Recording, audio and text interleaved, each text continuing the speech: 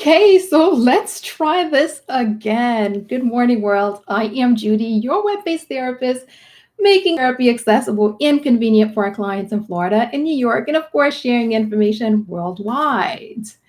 If you were here earlier, I apologize. I'm not sure what it is that happened, but I started talking, and then out of the blue, it just went. I had a black screen, so I don't know what happened. But if you were here, thank you for being here again, and thank you for indulging me in my technical difficulties. I'm not sure what is happening today, but hey, it's Friday. Why not? So earlier, I started to mention how I felt I wanted to have a quick chat just talking about handling mental health during times of crisis.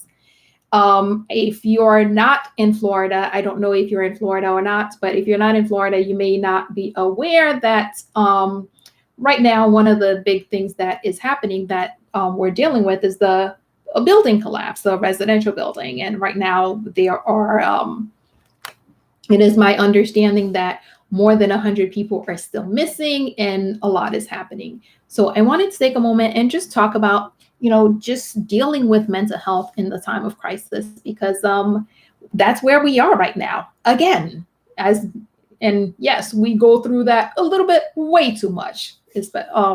But I wanted to chat about that. One of the first things I want to talk about, which I've mentioned this on many different occasions, is the importance of not sitting in. Actually, I need to not mentioning this, not mentioning it, not sitting there and consuming too much of this, just too much of it, because it happens a lot. And these, what do you call it? The news channels, they are happy to just keep replaying and replaying the same thing over and over again. However, as much as it's good for their ratings, it's not good for our mental health. I apologize. I have to send this message to people who were watching that got disconnected. I got to let them know that I'm back on. Um, yes, I'm back. Yeah, that's enough. Yeah, that hopefully they understand what it means when I say I'm back, and then they will come back and come join us again. Yeah, so one of the first things is to stop watching it. It helps their ratings. The apps that we have, it's great for their ratings, because every time they send a push notification, and you know how we can't resist a beep. So whenever the phone beeps, so we feel the need to, hey, let's go and check out what they're, let's go check it out. So we go and we click on it, and we, what do you call it? And they get the views, they get the readership, they get their whatever the numbers that they need for their advertising. However, it's not the best thing for us, because I mentioned it before. Again, I guess today is a review of a whole bunch of stuff I've already said. It's traumatizing. Every time we take in trauma, it's like we re-experience it again. Even though it's the same situation that happened, that we saw it, that we know what happened, we already went through the emotions the first times we heard about it.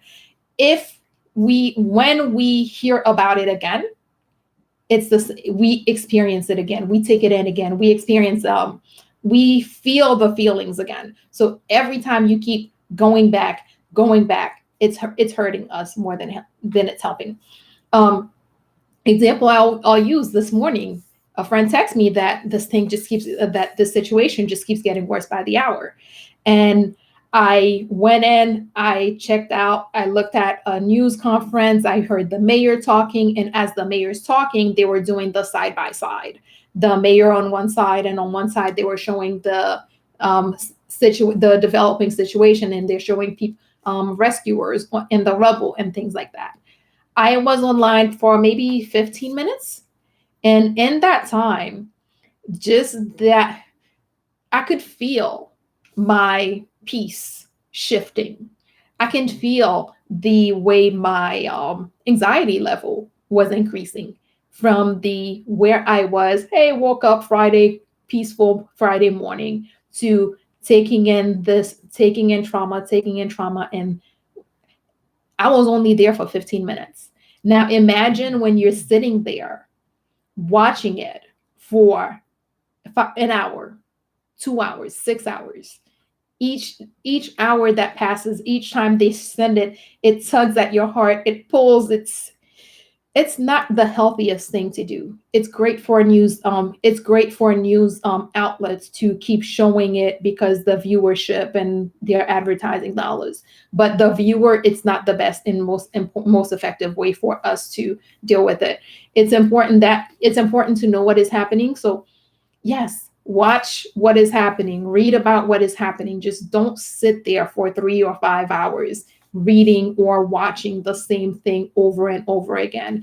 And please turn off or limit or cut down those notifications, because if every time it beeps and you go, you're taking that in. So cut down the notification, watch enough to know what's going on, but don't sit there and watch it like it's a movie marathon that you're watching for 6 hours and taking in that level of trauma for 6 hours. Um, the other thing that I often tell people, which I believe is very important, is find other things to do. One of the reasons that we feel that we have to watch things as they're happening is that it's you feel like that's what you should be doing. But one way to not have that experience or to reduce that feeling is to occupy yourself with other things. Remember, if you're at work or if you're in class and you're doing something else, although you do care about what is happening, you're not glued to the TV, or you're not glued to your to your phone or some type of device watching it when you have other things going on. So take the time to go do other things. I know I post I always point to where where the video is, but it's not there. But I did last week post something about life affirming activities, and I talk about them all the time. So this is a perfect time. Although when these things are going on, we feel like, oh, people are hurting. We shouldn't be out celebrating and partying and having fun. But this is actually the perfect time to be doing those things, because it reminds us that, hey, although these bad things are happening, there are still good things in the world. It gives you an opportunity to add a little, add a, add a little bit of positive, add a little bit of happy to your day, and help us balance out the trauma that we're taking from whatever it is that's going on. And right now it's the situation in Surfside. So make sure that you're taking time to engage in life affirming activities. And as for children, my first thing is, please do not expose your children to all this stuff. They can know what is going on, but they do not need to be watching it with you for 5 hours. I don't want you watching it, but I definitely don't want them watching it, because they don't always have the vocabulary to express what they're thinking, what they're feeling. They don't always have the maturity, the knowledge to process what is going on. So if you're watching it and you have your children in the room, there is no such thing as kids don't know or kids can't see or whatever people tell themselves to so that they can do what they want and not work and not feel bad about, hey, what they're exposing their children.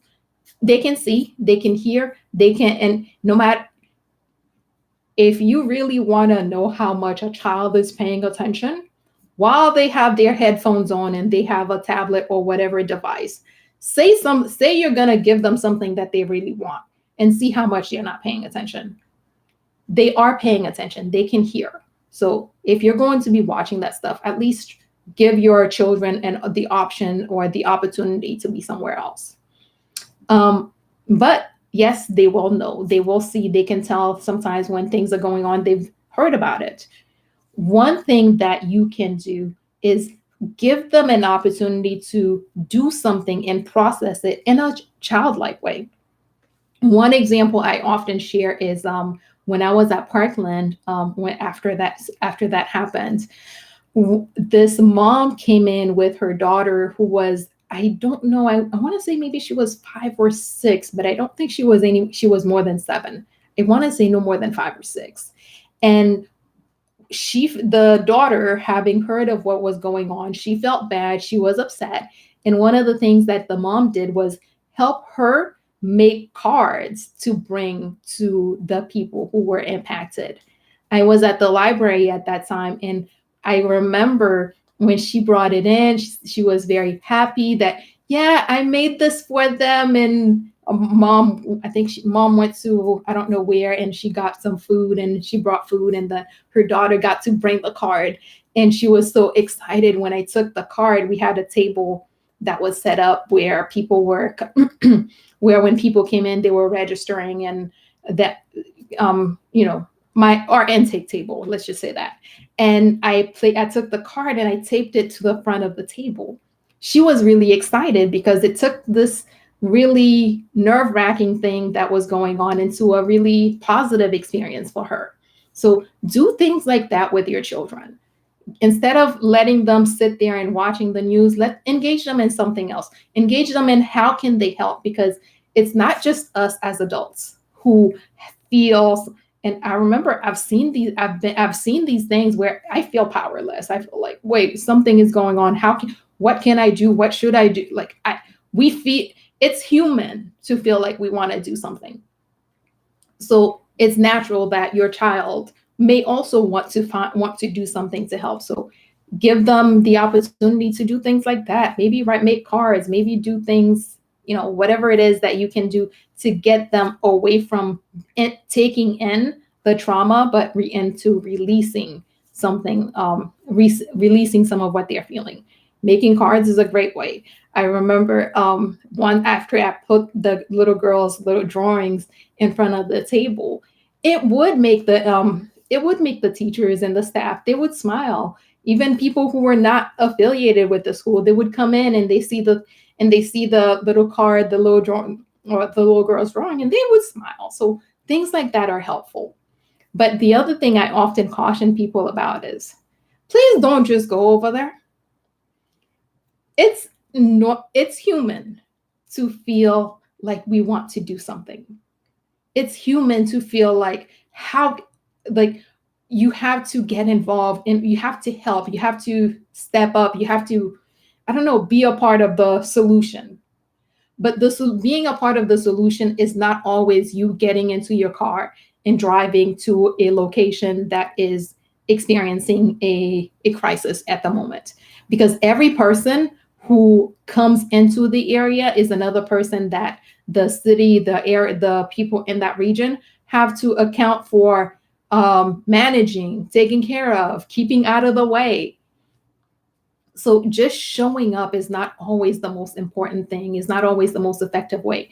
If you feel like you want to help, find ways to help from where you are. How can you help without being in there? One situation I experienced when I went to Vegas, I was supposed to be at I keep mentioning that I sometimes do crisis response. That's why I have been at these locations. That's why I was at Parkland. That's why I was in Vegas. So when I went to Vegas, I remember how hard it was to get to the location where I was supposed to be. The people were waiting for me. The people were expecting me. But everywhere I went, I couldn't get there. And one of the reasons because there were so many tourists, so many people who were trying to get as close to the hotel as they could to take a picture. So some of the resources that the city had to use was having police officers, having people there who would stop people from getting into a certain level, within a certain distance of the building. And those things are taking away from the work that they need to do. So instead of being out there helping the residents, you have police officers, you have other people that are sitting there making sure people are not coming to take pictures. Right now, the crisis in Surfside is still ongoing. So they don't need people coming in to gather to take pictures as much as some people will go there because they feel that they need to help. And some people will just go there because they want to be the first one to post that picture. Just be mindful of how your being there is impacting the situation? Are you there to is your presence going to be there as a help, or is it going to be more of a liability for the city, for the people that are there? Are you taking away resources from the what is happening? Another thing that I know people, again, with that desire, that human desire, we need to help. A lot of times people will want to bring things. That is great. That is wonderful, because there are so many different stations that have to be set up. There are so many different areas that have to be set up, and it does help a little bit. That because I remember when I was over at Parkland, people just kept bringing stuff. Like, there was no shortage of water, there was no shortage of food, there was no shortage of anything. People just kept bringing things, but at some point it got to where one of the things we had to do was figuring out how to manage and how to store and how to keep all the stuff that people were bringing. So it went from, oh great, I don't have to we don't have to go get water. Oh great, we don't have to go get food for the volunteers. But it's like, okay, yeah, now I need space to keep the water. Now I need space to keep the stuff. And one of the things that the mayor of Surfside mentioned this morning was that they didn't have any shortage of any of resources, because between stuff that was donated and stuff from the government, they have what they need. But that feeling of wanting to help doesn't go away. There are places in your community that could use this stuff. Rather than getting in your car and driving 30 minutes to Surfside, most of us don't even know where Surfside is. Most of us didn't even know Surfside existed until it showed up on our news reel yesterday. So instead of going to that location, do something to help in your community. Do something to help where it's needed, where you know it's needed. It's not that it's Surfside doesn't need us. Surfside does need us. They need our hey, the thing the mayor said this morning was that they need luck. So yeah, pray. If you're someone who prays, pray for them. If you're someone who, whatever your way of attracting good luck, he said what they need right now is good luck. So whatever your way of bringing good luck, bring good luck. Send them some positive vibes so that they can have a little bit of luck or something like that. Just find ways to help without being in there, without being in the way. Yeah, that's what I would say. Without being in the way, bringing stuff to them right now. I don't know what the financial needs are going to be, but right now there are things that they will need that we don't know. So everyone rushing out and getting food and getting water and spending money on things that they probably do not need is not the most effective way. One of the best things we can do is wait for them to tell us, hey, this is what we need. So if you instead of you spending $100 and getting water when they already have loads and pallets of water, maybe you can donate that $100 to something else that they need. Or you can spend that $100 on something locally to help your community. It still gives us that feeling of helping. It still helps you release that desire to do something. It's just that you're doing something that's what you're doing is going to be more impactful than if you were just one more person who dropped off 10 cases of water that someone now has to stop what they're doing to go find a place to store. Other thing I want to share. Let's see. I talked about don't keep watching it. Don't go there. Don't go there and just hang out. Be mindful of what you're sharing. This is not just a situation in Surfside. This is a situation that has impacted the lives of right now I'm between 159 people who are missing and 4 people who have lost their lives, and I don't know how many other people who have been personally impacted. This is something that has impacted more than 100, probably more than 200 people. Be mindful of what you're posting. Be mindful of what you're sharing and how you're interacting with the whole situation. The worst thing is you can experience is you're going through. Actually, one thing that people shared before was how it felt that to see people treating a traumatic event they experienced as a tourist in as a tourist event or a tourist attraction. It's these are not just numbers. 159 missing people is not just a number. That's 159 lives. That's 159 families.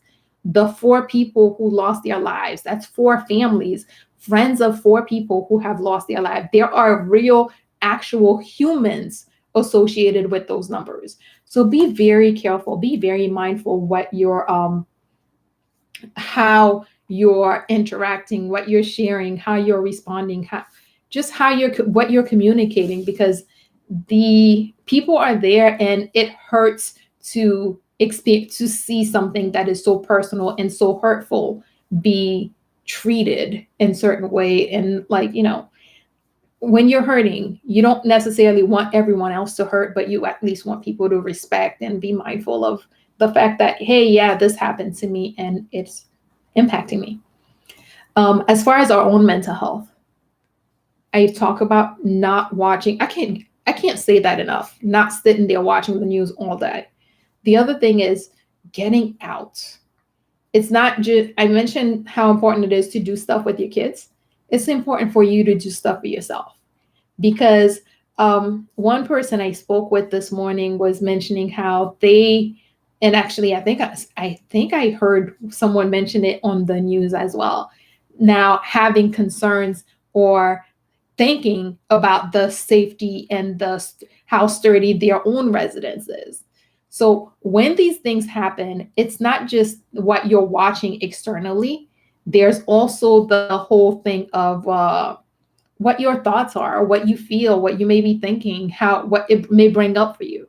So be mindful of that as well. Think of what it could be bringing up, what it could mean for you. And don't dismiss it. That's what we tend to do. Sometimes we want to dismiss things that we don't like. We want to dismiss things that we don't. If you're not sure, if you don't like the feeling, you think, oh, maybe if I just dismiss it and pretend it's not happening, it's not happening. That's not true. Just because you pretend it's not happening does not make it go away. It just means that it's there nagging at you like a 5-year-old. And I always mention how 5-year-olds, when they want attention, they start talking low voice, picking and saying, hey, mom, mom, mom, mom, mom, mom. And then they just keep going until they get the attention they desire. That's the same way that feelings are. So if this is bringing up something for you, rather than just pretending it's not happening, take the time and address what you're experiencing. Take the time and address the feeling and address the situation. That way you're not stuck in it. You can, yeah, that way you get to deal with the feeling and don't allow it to grow into something that is more and potentially more than you can handle. Take the time and deal with whatever it is that you're experiencing. If you need to reach out to someone, talk to someone, talk to people in your community, check in on people in your community, because sometimes we forget to do that. It's not just the people in Parkland that are hurting. There are people not Parkland, and Surfside that are hurting. There are people outside of Surfside who are impacted. And there are people who are not directly impacted who, because of a situation, because of something that is going on, can experience certain issues. So make sure you check on them as well. Your feelings, whatever it is real. Don't dismiss it. It doesn't matter how strong you think you are, how much you think I got this, I can handle this. If you feel something, take the time to address it before it becomes a bigger issue. Check on your neighbors, check on your friends. People who live in those large, big buildings right now, some of them are having those thoughts. Some of them are in that, wait, could my building be next? Or could we be next? So make sure that you're reaching out and giving them a chance to just, I guess, have a little bit of camaraderie, share what they're feeling, let someone hear them for a little bit of time, just because, we're humans and that's kind of what we need. I see we have a couple people that are watching, but I have no questions. Anyone have questions? Does anyone have thoughts or something that you want to share, that you want to ask, and ideas or anything? Okay. Oh, I made one person run. That wasn't my intention, but okay. um, yeah, so those are pretty much the things that I wanted to share. Just making sure that we're taking care of ourselves, that we're taking care of our children, that we're not constantly re-traumatizing and allowing this situation to take over whatever is going on with us, and wait for them to tell us what we need, what they need. Don't go. Another thing that I know sometimes happen is that people want to go there to help. They don't necessarily need volunteers right now. Right now, or when they need volunteers, they will let us know. They don't need people to come out and offer to, hey, provide whatever the service is. They need people, and when that need comes, they will let you know.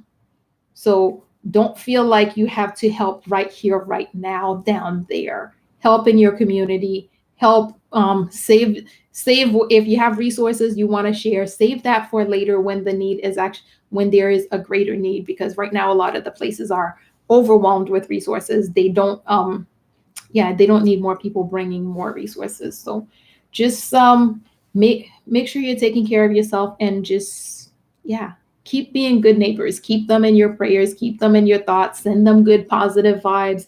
The mayor says they need luck, so if you know how to help them get help, send a little bit more luck towards them, just do that. And just, yeah, continue to be good neighbors.